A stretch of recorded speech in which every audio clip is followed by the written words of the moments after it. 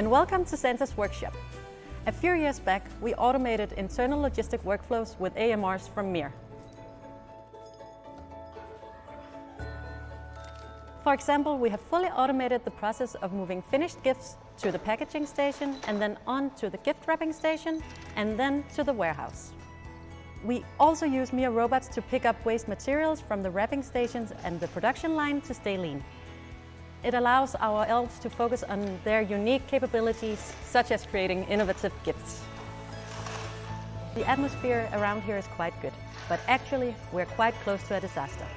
The global shortage of components is also affecting us. Actually, we're missing so many toys components that we're not sure that we can be ready by Christmas. It is frustrating.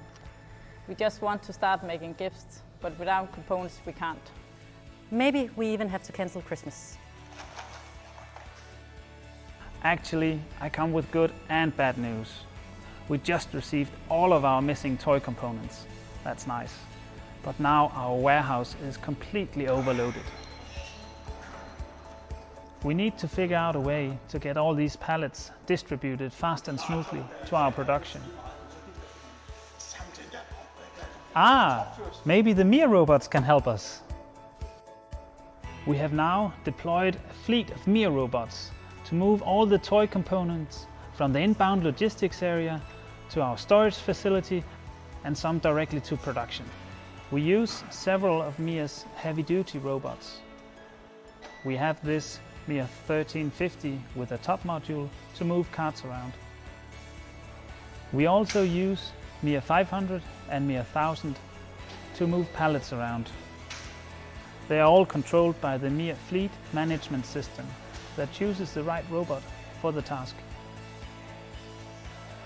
The introduction of the MiRRY robots have been of great help in this situation, and we wouldn't be able to distribute the toy components in time without our new mobile friends.